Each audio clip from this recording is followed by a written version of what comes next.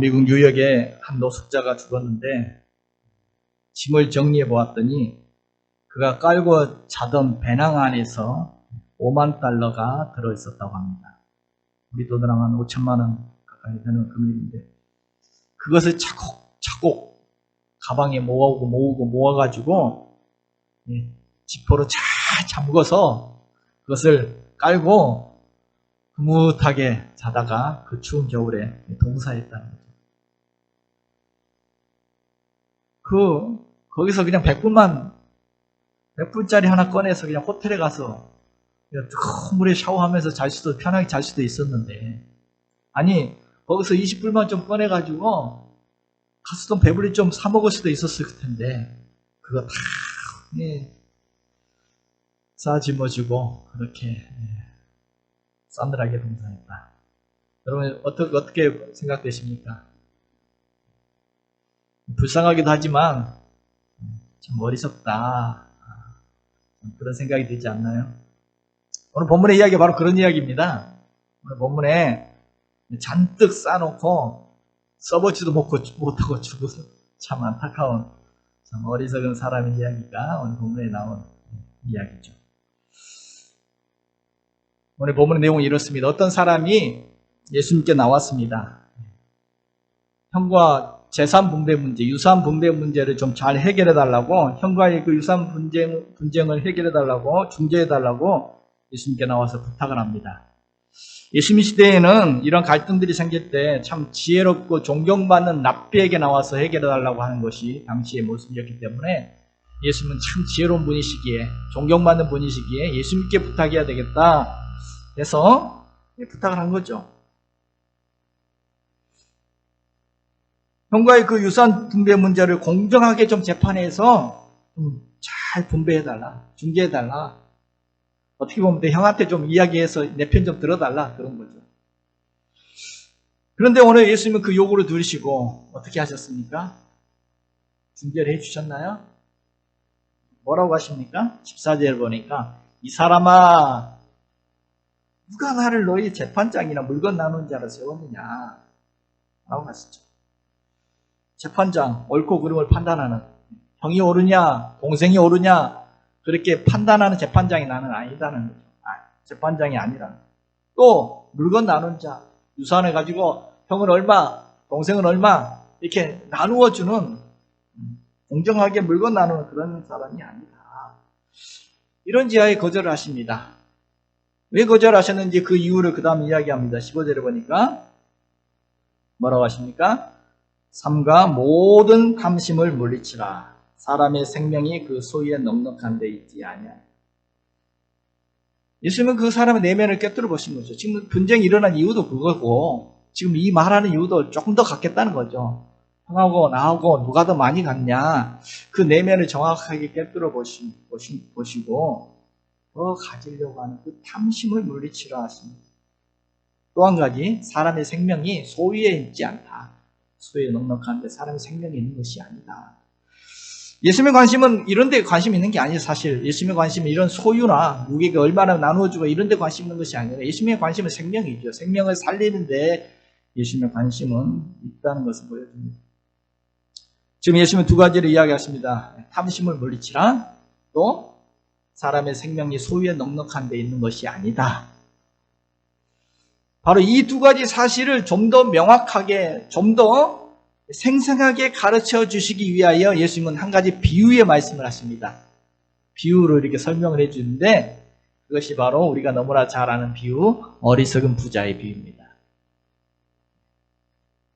어리석은 부자의 비유가 이어지는데 어떤 내용입니까?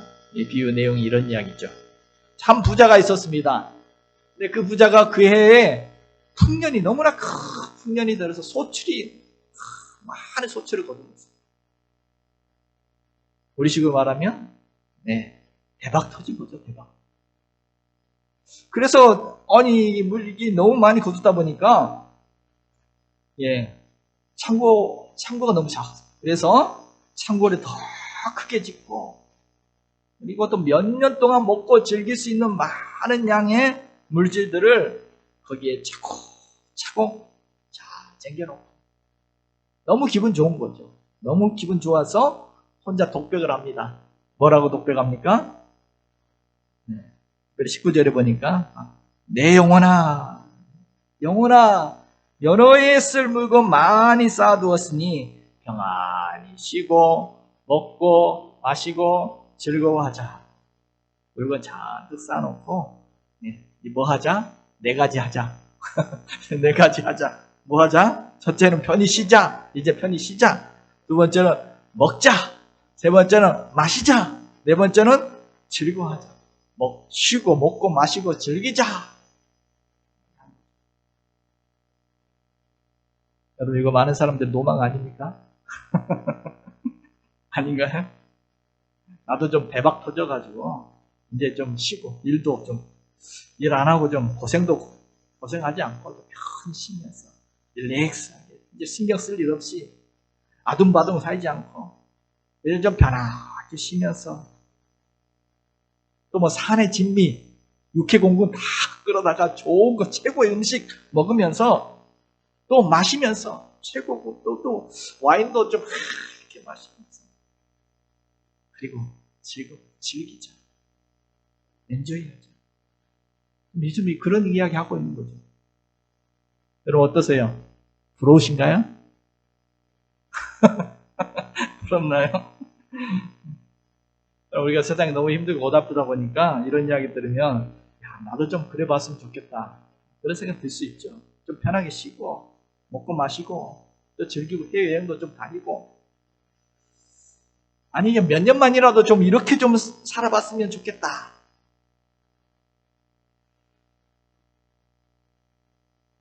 그렇게 생각이 들 수 있습니다. 아마 많은 사람들이 이러한 것을 또 로망으로 생각합니다. 여러분 그런데 어떻습니까? 참 우리가 보기에는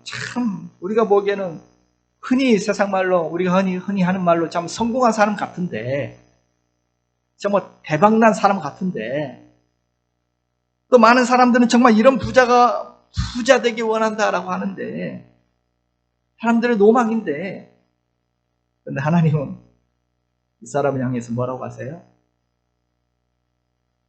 야 성공한 사람아 이렇게 말합니까?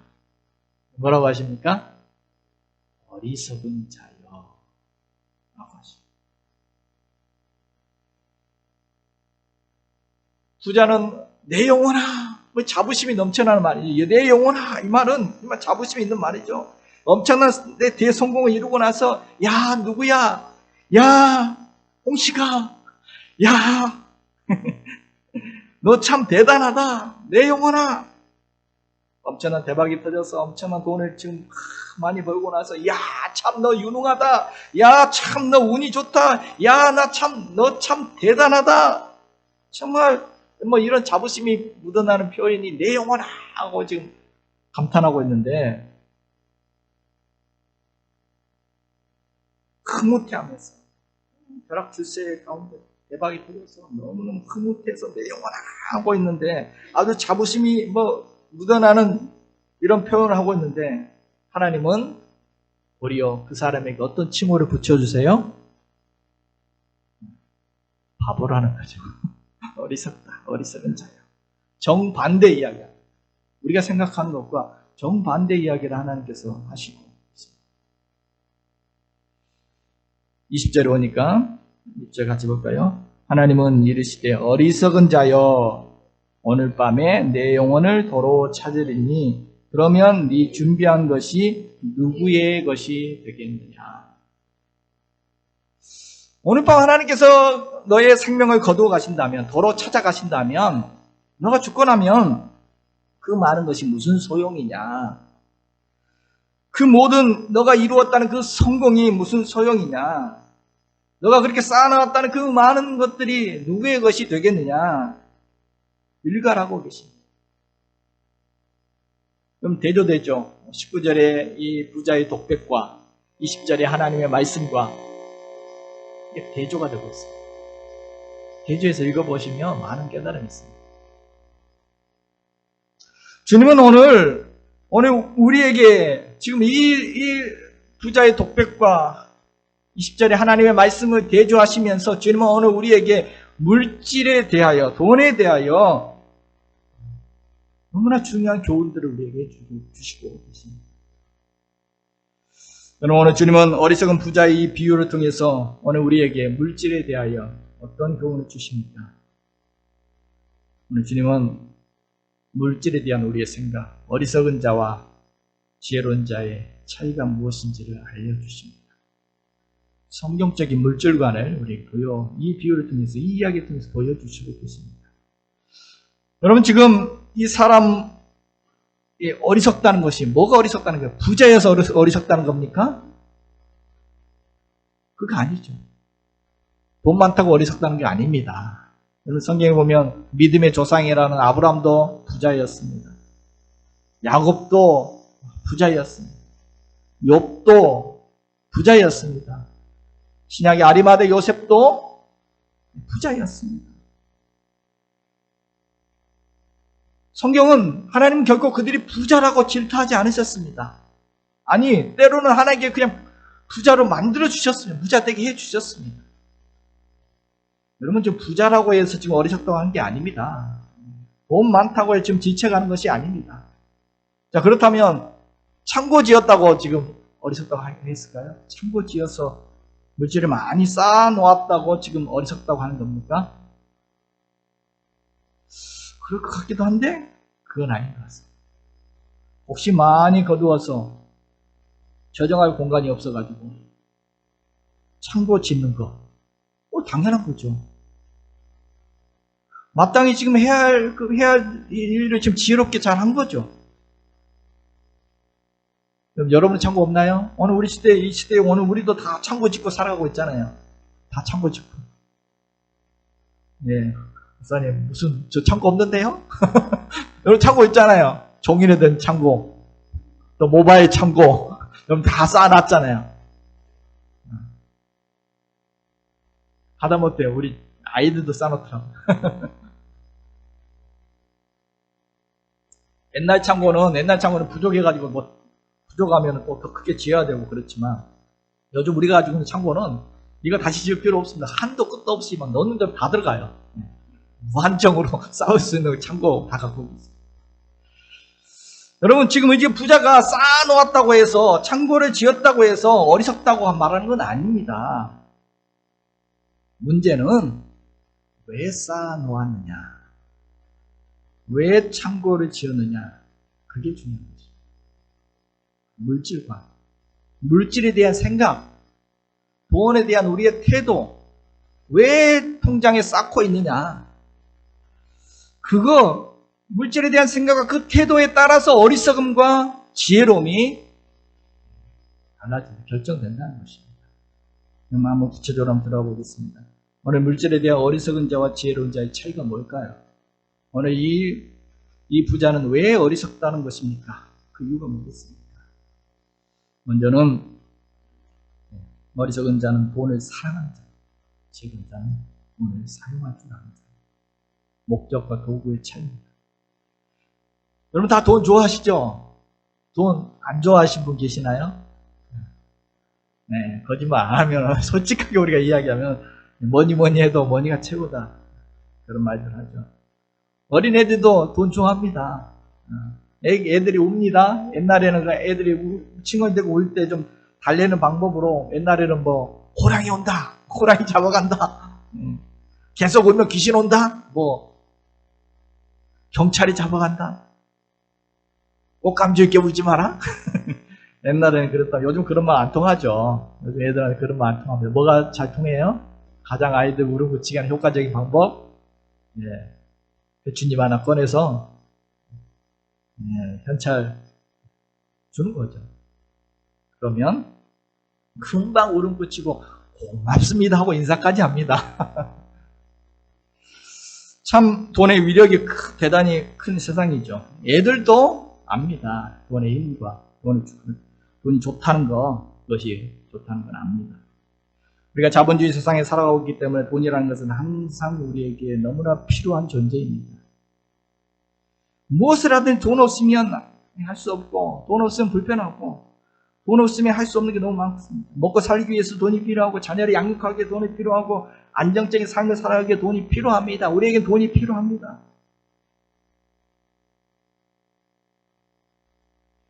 너무나 돈이 우리에게 필요한 것이기에 성경에도 여러분 돈 문제 많이 다룹니다. 성경은 돈 이야기 안 합니까? 더 많이 합니다. 우리가 사실 성경 전체를 보면 믿음이나 뭐 기도에 대한 관련된 구절들은 한 500개 정도 나온다면 믿음, 기도 한 500개 정도 나온다면 돈에 관련된 구절은 무려 2000개나 나옵니다. 그만큼 하나님께서도 우리의 삶에 이 돈이 차지하는 비중이 크다는 걸 아시는 거죠. 그런데 여러분, 돈은 꼭 필요하고 우리의 삶에 중요한 것이지만 그렇다고 해서 우리가 사랑해야 될 대상은 아닙니다. 돈을 사랑한다는 것. 그것이 바로 오늘 예수님께서 경계하신 말씀, 바로 탐심 아니겠습니까? 오늘 주님 뭐라고 하셨습니까? 15절 보면 삼가 모든 탐심을 물리치라. 사람의 생명이 그 소유에 넉넉한 데 있지 아니하니라. 오늘 주님은 모든 탐심, 여러 종류의 그런 탐심들을 물리치라 하십니다. 탐심, 물질을 지나치게 사랑하는 탐하는 그 욕심, 그것을 경계하라 하십니다. 돈을 지나치게 사랑하는 그 물욕을 물리치라. 물리치라고 오늘 예수님이 하신 말씀은 바로 거기에 우리가 빠지기 너무 쉽기 때문에 늘 그것을 경계하라라고 하신 것이죠. 그리고 사실 오늘 이 비유에 어리석은 부자의 비유를 하신 이유도 바로 이 탐심을 물리치라는 것을 자세히 설명하기 위해 지금 이 비유를 하고 계십니다. 오늘 비유의 핵심이 바로 그겁니다. 사도 바울도 돈을 사랑하는 것이 얼마나 위험한지 일만하게 뿌리가 된다고 했습니다. 디모데전서 6장 10절 같이 한번 보겠습니다. 돈을 사랑함이 일만하게 뿌리가 되나니 이것을 탐내는 자들은 미혹을 받아 믿음에서 떠나 많은 근심으로써 자기를 찔렀도다. 여기 일만하게 뿌리가 되는 게 뭐다? 돈이 일만하게 뿌리다? 아니죠. 돈이 일만하게 뿌리가 아니라 뭐가 일만하게 뿌리라는 겁니까? 돈을 사랑함이 일만하게 뿌리가 된다.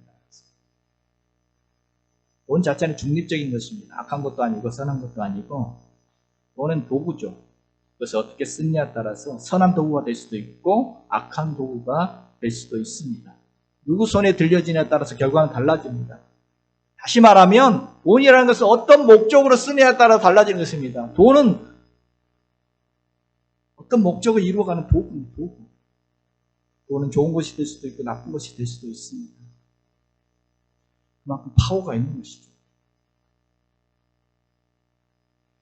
이 돈이라는 것은 오늘 우리가 하나님의 선한 목적을 이루어가는 데 필요한 도구입니다. 돈 자체가 우리의 목적이 아닙니다. 우리의 삶의 목적이 아닙니다. 우리의 목표가 아닙니다. 하나님의 그의 나라와 그 일을 이루어가는 하나님의 뜻을 이 땅에 이루어가는 그 선한 목적을 향해서 필요하기 때문에 우리에게 주신 도구입니다. 사용하라고 주신 도구입니다. 어떤 분들은 그렇죠. 나는 돈 벌기 위해 산다. 나는 돈 벌기 위해 산다. 또 어떤 분은 10억 마련하는 것이 내 인생의 목표다. 그런 말들을 간혹 들어봅니다. 왜 10억 마련하려고 하는 거죠? 왜 돈을 벌려고 하는 거죠? 목표는 따로 있어야 되는 겁니다. 목적은 따로 있어야 되는 겁니다. 10억 마련하는 목적이 따로 있어야 되죠. 10억이 목적입니까? 그게 목표입니까? 하다못해 행복을 위해서라는 말이라도 해야죠.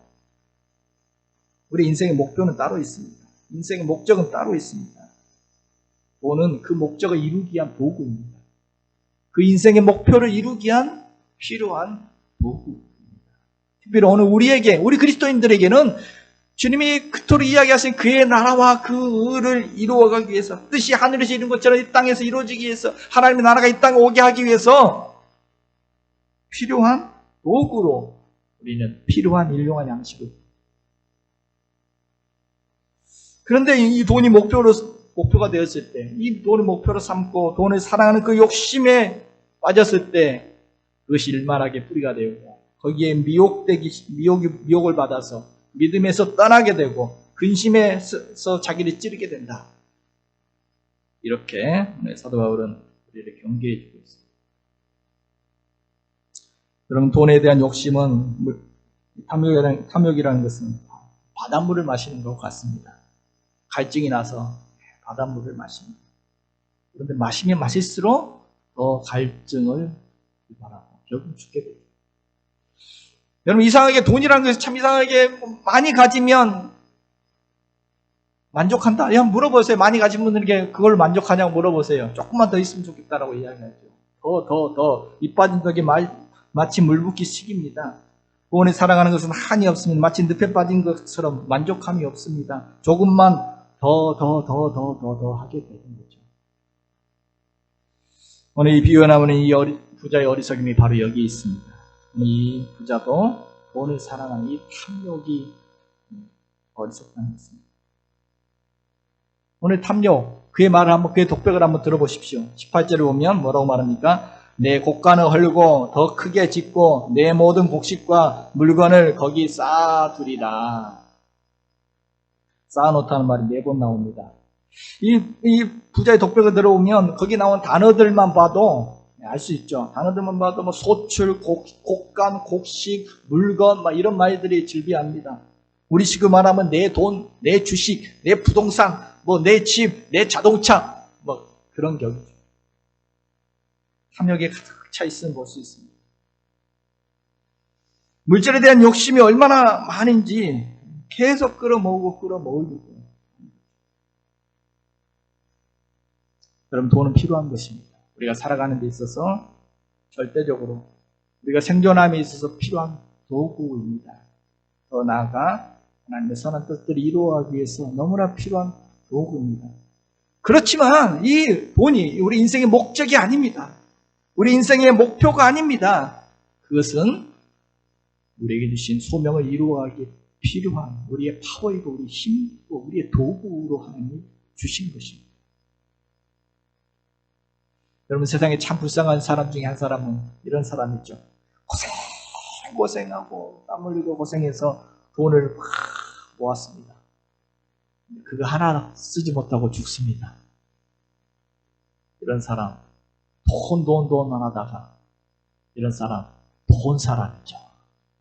돈 하다가 돈 사람. 참 불쌍한 사람이죠. 반면에 지혜로운 사람은 어떤 사람입니까? 돈의 노예가 되어 탐심에 끌려다니는 인생이 아니라 돈을 사용할 줄 아는 사람입니다. 돈이 내 주가 아니라 돈을 도구로 쓸 수 있는 사람. 돈을 사랑하는 것이 아니라 돈을 값지게 쓸 수 있는 사람이 지혜로운 사람입니다. 여러분, 내가 돈을 사랑하고 있는가? 아니면 돈을 도구로 쓰고 있는가? 뭘 보면 알 수 있습니까? 돈을 사랑하지 않다는 증거는 정말 가치 있는 일에 돈을 쓸 줄 아는 사람이 돈을 사랑하지 않는 사람. 정말 가치 있는 일에도 아까워 쓰지를 못해요. 돈을 사랑합니다. 이처럼 어리석은 사람은 물질을 사랑합니다. 그러나 지혜로운 사람은 물질을 사용하는 사람입니다. 어리석은 사람은 물질이 돈이 목표입니다. 지혜로운 사람은 돈을 도구로 생각하는 사람입니다. 자, 두 번째로 오늘 물질에 대해 어리석은 자와 지혜로운 자의 차이가 뭘까요? 오늘 본문은 뭘 보여줍니까? 부자의 독백을 다시 한번 들어보면 부자의 독백 속에는 하나님이 나옵니까? 부자의 독백 속에는 하나님 하나도 없습니다. 그러면 요 이웃이 나옵니까? 뭐만 나와요? 나만 나옵니다. 나밖에 없습니다. 17절부터 19절의 독백을 한번 전체적으로 한번 보면은 같이 한번 보겠습니다. 내가 곡식 쌓아둘 곳이 없으니 어찌할까 하고 또 이르되 내가 이렇게 하리라. 내 곡간을 헐고 더 크게 짓고 내 모든 곡식과 물건을 거기 쌓아두리라. 또 내가 내 영혼에게 이르되 영혼아 여러 해 쓸 물건을 많이 쌓아두었으니 평안히 쉬고 먹고 마시고 즐거워하자. 사실 우리나라 성경에는, 한글 성경에는 좀 많이 빠진 부분이 있는데 내가 더 많이 나옵니다. 영어 성경만 봐도 아이라는, 내가라는 표현이 6번 나오고 마이라는, 나의라는 소유격이 5번 나옵니다. 원어 성경을 보면, 헬라어 원어 성경을 보면 이 나의 이 1인칭 표현이, 나라는 표현이 무려 14번이나 나옵니다. 그냥 처음부터 끝까지 그 독백 속에 나밖에 없어요. 철저히 자기중심적이고 이기적이고 자기밖에 없다는 것을 볼 수 있죠. 다 내 거야, 다 내 거. 나만 써야 돼. 내 행복을 위해 써야 될 것들이야. 그 독백을 들으면 하나님에 대한 감사도 없습니다. 평소 농사했던 것보다도 특별하게 이렇게 많이 거둔 것에는 그건 특별히 하나님의 은혜라는 걸 생각해 볼 수도 있는데, 하나님이 풍년을 주셨구나, 햇빛과 담비를 주셨기 때문에 일할 수 있는 건강도 주셨고 그런 능력도 주셔서 오늘 이런 기회도 주셔서 하나님이 주셨구나라고 하나님이 생각할 만도 한데, 하나님께 대한 감사는 1도 없습니다. 그렇다고 해서 그의 독백 속에 이웃에 대한 감사가 있습니까? 그럼 농사 혼자 진 건가요? 거기에 그만큼 거뒀을 때 많은 사람들의 수고가 거기 있었겠죠. 많은 사람들이 함께 수고했을 때인데 거기에 그들과 함께 나누고자 하는 마음도 하나도 없습니다. 그들에 대한 감사의 표현도 하나도 없습니다. 뭐 이웃에 대해서도 가족에 대해서도 친구에 대해서도 한마디 말도 없습니다. 전부 나의 미래 계획만 이야기합니다. 내 혼자 즐길 것만 지금 이야기하고 있습니다. 오늘 그에게 인생도 자신의 것이고 곡식도 자신의 것이고 재물도 나의 것이고 자신의 것이고 이런 착각 속에 있는 그에게 오늘 하나님께서 뭐라고 말씀하십니까? 네 것이 아니다 말씀하십니다. 오늘 밤 하나님의 도로 네 생명 너 것 아니야. 하나님 것이니까 내가 도로 찾아가겠어. 찾아가면 네 쌓아놓은 거 그것도 네 것 아니야. 누구 것이 되겠느냐.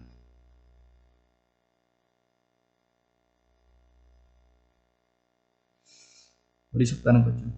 여러분, 그러나 지혜로운 사람은 반면에 어떻습니까? 지혜로운 사람은 물질을 혼자만 쓰는 것이 아니라 나눌 줄 아는 사람입니다. 그것이 더 아름답다는 것을 아는 사람입니다. 그것이 더 행복하다는 것을 아는 사람입니다. 나눔의 행복을 아는 사람, 감사를 아는 사람, 감사할 줄 아는 사람, 함께 쓰는 기쁨을 아는 사람. 행복이 돈에 있지 않고 관계 속에 있다는 것을 아는 사람. 그래서 도리어 돈을 주고라도 관계를 사는 사람, 이런 사람이 지혜로운 사람입니다. 여러분, 만약에 이 부자가 그런 부유함을 알았다면, 그가 그 손에 들려진 그 물질들을 가지고 주변 사람을 같이 챙기면서 하였다면 더 행복했을 것인데, 또 그 마음도 더 넉넉해졌을 것이고, 진짜 부유함을 누리며 살아갈 수 있었을 텐데, 그것을 다 놓치고 그냥 오직 나만 행복하면 돼. 꼭꼭 쥐고 내 거야. 참 어리석은 거 아니겠습니까? 여러분, 결코 나를 위해 쌓아놓은 그 물질들이 나의 행복을 보장하지 못합니다. 행복은 거기에 있지 않습니다. 행복은 관계 속에 있습니다. 사람은 사랑으로 행복합니다. 사랑할 때 행복하고 또 사랑받을 때 행복하고 사랑으로 행복합니다.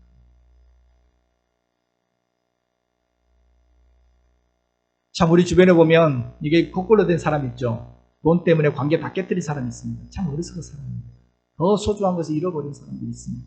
그래서 돈 때문에 더 불행해진 사람들이 있죠. 부모 자식 간의 관계도 다 끊어지고, 돈 때문에 부모 자식 간에 더 멀어지고, 돈 때문에 형제 간의 원수가 되어지고, 돈 때문에 친구 간의 우정도 다 깨지고, 심지어 신앙도 돈 때문에 하나님과도 더 멀어지고. 참 어리석죠. 돈을 자기만을 위해 쓰는 그런 욕심이 넘치는 사람, 이런 욕심 많은 사람 치고, 우리가 흔히 보면 이런 욕심 많은 사람 치고 화목하게 살아가는 사람 여러분 찾아보셨나요? 다 경쟁 상대죠. 더 많이 가져야 되니까 싸우죠. 우리가 흔히 또 이런 말도 듣습니다. 자기가 돈 많다는 걸 자랑하기 위해서 이런 말 하죠. 나는 가진 게 돈밖에 없어. 이런 말 하는 사람이 있습니다.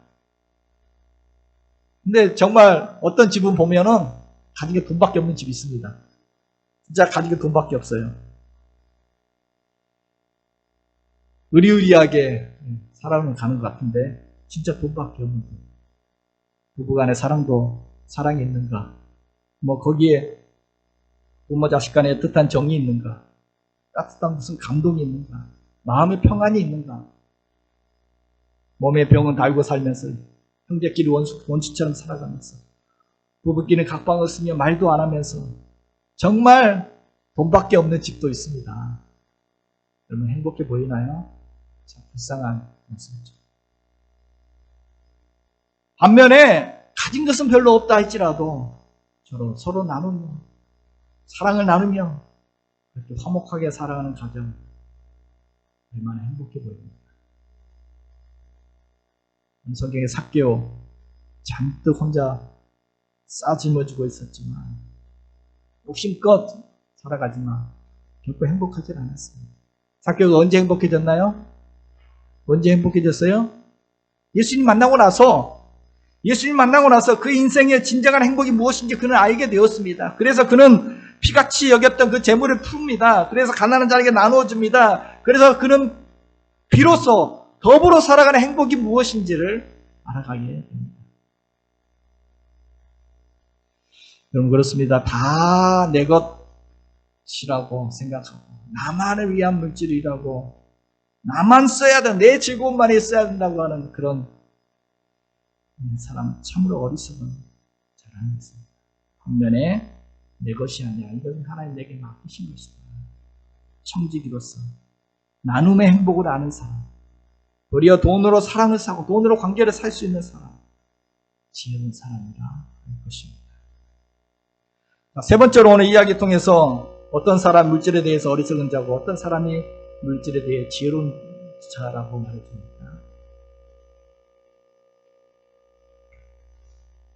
돈을 믿는 사람, 하나님을 믿는 사람. 돈을 믿고 살아가느냐, 하나님 믿고 살아가느냐에 따라서 지혜로운 자와 어리석은 자가 달라진다.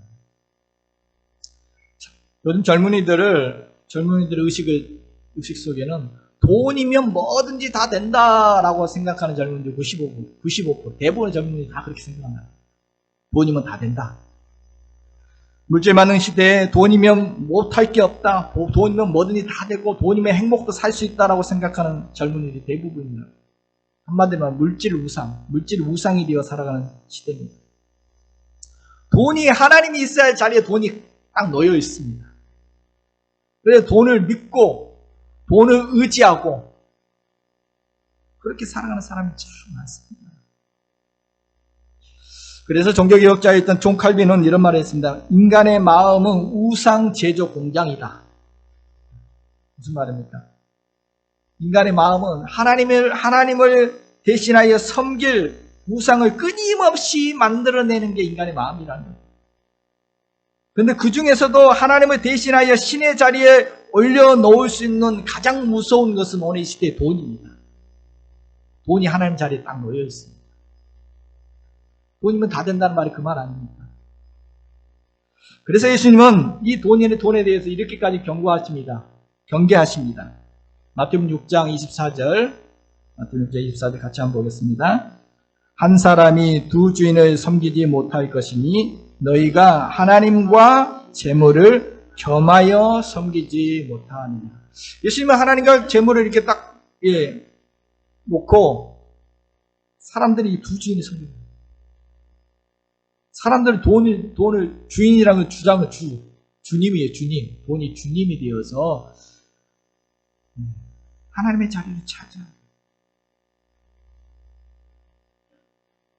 많은 사람들이 하나님이 채워야 할 자리에 돈을 채웁니다. 그리고 그 돈이 모든 것을 다 해줄 줄로 여깁니다. 그러나 진통제 맞는 것처럼 잠시 고통을 잊게 할 수 있지만 결코 하나님이 채워주는 그 자리를 물질이 채워줄 수가 없습니다. 아까 말한 것처럼 바닷물 먹는 것처럼 더 허기집니다. 오늘 본문의 어리석은 부자는 지금 물질을 하나님의 자리에 놓고 있습니다. 뭘 보면 알 수 있습니까? 그의 말 보면 알 수 있습니다. 그 물질을 의지하며 살겠다라고 지금 고백하고 있습니다. 내가 지금 이 물질을 의지하고 이 물질 믿고 살아가겠다. 19절은 뭐라고 말합니까? 여러 해에 쓸 물건을 많이 쌓아두었으니 평안히 쉬고 먹고 마시고 즐기자. 지금 신났죠? 지금 신났습니다. 여러 해에 쓸 물건 내가 잔뜩 쌓아놓았으니 이제는 우리 식으로 말하면 평생 먹을 양식 쌓아놨으니까 이제 걱정할 거 없다. 이제 나에게 주어진 것은 이제는 평안히 쉬고 먹고 마시고 즐길 일만 남아있다. 이제는 고생 끝, 행복 시작이다. 이제 나의 미래는 장밋빛 미래다. 미래가 보장됐다. 지금 그런 말 하고 있는 거 아니에요. 뭐 그렇게 말하고 있는데 하나님께서 오늘 밤에 해버렸어요. 지금 뭘 믿고 이 부자는 이런 소리 하고 있는 겁니까? 그 쌓아놓은 그거 믿고, 그 쌓아놓은 거 있으니까 지금 이런 소리가 나오는 겁니다. 그 쌓아놓은 그 물질 믿고, 그거 의지하면서 이제 나는 이제 살아가겠다. 이것이 나의 미래를 보장해 줄 것이고, 이것이 내 삶을, 책임져 줄 것이다. 이 소리. 그 쌓아놓은 것이 행복을 가져다 줄 줄 알았습니다. 그 쌓아놓은 것이 나의 미래를 보장해 줄 줄 알았습니다. 그것 때문에 지금 든든하다는 것입니다. 든든해. 그것 때문에 행복하다는 것입니다. 그것 때문에 나는 이제 걱정 없다는 것입니다. 그것 때문에 내 미래가 보장되었다는 것입니다. 이제 나는 이거 의지하고 살 거다라고 지금 이야기하고 있는 것입니다. 그런데 하나님께서 뭐라고 하세요? 오늘 밤. 너의 장밋빛 미래라고? 장밋빛 미래라고? 어리석은 자여, 오늘 밤 네 영혼 도로 찾아가니 네 준비한 그거 다 누른 것이 되겠느냐. 부자는 여러 해 동안이라고 이야기했는데 하나님은 오늘 밤이라고 이야기했습니다. 우리의 운명은 누구도 예측할 수 없습니다. 우리의 미래 행복 뻔하게 보인다 할지라도 하나님이 오늘 밤 그 영혼 거두어 가시면 그 모든 것 다 부질없는 일이 결국 만나는 것입니다. 여러분, 물질을 믿고 의지하고 살아간다는 거. 여러분, 물질을 믿고 의지할 대상이 되지 못합니다. 하나님이 생명 거두지 않는다고 할지라도 그런다 할지라도 이 물질이라는 것은 있다가 없는 거 아니겠습니까? 어떤 일이 있을지 모릅니다. 차곡차곡 생겨놓으면 썩을 수도 있고 무슨 재난도 있죠. 여러분 지진이 날 수도 있고 홍수가 날 수도 있고 재해들이 있고 또 전쟁이 일어날 수 있고 정치적 어떤 변수들이 일어날 수 있고 코로나가 올 수도 있고 사업이 망할 수도 있고 보장해 주지 못합니다. 여러 변수들이 있습니다. 우리의 미래가 뻔하다라고 당연하다라고 이렇게 얘기하는 사람은 어리석은 사람입니다. 우리의 미래는 돈에 달린 것이 아니라 누구에게 달린 것입니까? 하나님의 손에 우리의 운명이 달린 줄로 믿습니다. 우리의 운명이 하나님의 손에, 우리의 생명을 주관하신 분은 하나님이시고 내일 일을 결정하신 분은 하나님이신 줄 믿습니다. 우리는 내일 일은 모릅니다. 오늘 밤도 모릅니다. 하나님이 내 생명 거두시 우리의 오늘 밤이라도 우리의 생명을 거둘 수 있는 분은 하나님이십니다. 우리의 인생은 하나님의 손에 달려 있습니다. 그러므로 우리가 믿고 의지할 것은 돈이 아니라 우리가 믿고 의지할 대상은, 그래서 지혜로운 사람은 돈이 아니라 하나님을 믿고 의지하며 살아가는 사람들인 줄로 믿습니다. 21절에 자기를 위하여 재물을 쌓아두고 하나님께 대하여 부요하지 못한 자가 이와 같습니다. 여기서 하나님께 대하여 부요하지 못한다는 게 무슨 말일까요? 하나님 없이 살아가는 사람. 재물이 하나님 되어 살아가는 사람. 물질은 부여할지 몰라도 하나님께 대하여는 형편없이 빈곤한 사람. 하나님과 관계는 빈곤한 사람. 하나님 안에서 주시는 그 풍요로움을 누리지 못하는 사람, 이런 사람 아니겠습니까? 반면에 하나님께 대하여 부요한 사람은 어떤 사람일까요? 하나님께 대하여 부요한 사람은 하나님을 사랑하는 사람. 하나님을 의지하고 하나님과 함께 살아가는 사람. 하나님으로 만족하는 사람. 하나님 믿고 살아가는 사람. 여호와는 나의 목자신 내게 부족함이 없다라고 하는 사람. 그런 풍요로움. 하나님 안에서 주시는 하나님으로 인한 부유함을 누리며 살아가는 사람. 바로 이런 사람이 하나님으로 부유한 사람, 지혜로운 사람인 줄로 믿습니다. 어리석은 자는 그 마음에 물질이 가득 차 있는데 지혜로운 사람은 그 마음에 하나님이 가득 차 있습니다. 여러분, 성경에 어리석은 사람, 성경이 말하는 어리석은 사람 대표적으로 시편 14편 1절에 보면 나옵니다. 같이 한번 보겠습니다. 시편 14편 1절. 어리석은 자는 그 마음에 이르기를 하나님이 없다 하는도다. 그들은 부패하고 그 행실이 가증하니 선을 행하는 자가 없고. 하나님이 없다고 막 사는 이런 사람. 누가 어리석은 사람이냐? 하나님이 없다라고 하는 그런 무신론 자, 하나님 대신 다른 것이 우상이 되어 있는 우상 숭배자, 하나님 없이 살 수 있다라고 말하는 사람, 돈이면 다 된다라고 하는 사람, 어리석은 자다라고 성경이 이야기하고 있습니다. 오늘 우리는 돈을 믿고 살아가는 사람이 아니라 하나님 믿고 의지하고 살아가는 하나님의 자녀들인 줄로 믿습니다. 그래서 오늘 예수님은 이 어리석은 부자의 비유가 끝나고 나서 21절까지 이 비유인데 바로 끝나고 나서 그 다음 바로 22절에 뭐라고 말합니까? 22절에 이렇게 말합니다. 무엇을 먹을까? 몸을 위하여 무엇을 입을까? 염려하지. 쭉 그 이야기 계속 이어집니다. 오늘 있다가 내일 아궁이에 던지는 들풀도 하나님이 이렇게 입히시거든 하물며 너희일까 보냐 믿음이 적은 자들아. 이 이야기를 너무나 안타까워하면서 하시고 계십니다. 하나님께서 먹이시고 입히시고 책임지신다는 물질이 너희 인생을 책임지는 것이 아니라 하나님께서 책임지시니 하나님을 의지하며 살아가면 된다라고 말씀하고 있습니다. 성도 여러분, 저는 목회자로서, 담임 목사로서 오늘 우리 성도들이 참 부유하게 살았으면 좋겠습니다. 사실 좀 넉넉하게 살았으면 좋겠습니다. 모자라지 아니하고 궁색하게 빈궁하게 남들에게 아쉬운 소리하며 살아가는 것이 아니라 정말 하나님이 주신 물질로 그의 나라와 그를 위하여 마음껏 일하면서 하나님과 교회와 이웃과 세상을 위해 베풀고 나누면서 축복의 통로로 그렇게 살아갔으면 좋겠습니다.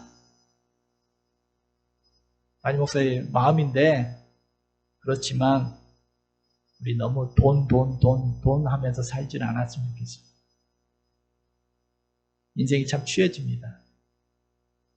돈 하다 보면 행복이 오는 것이 아니라 도리어 그 돈 때문에 관계가 깨어지고 상처받기가 쉽습니다.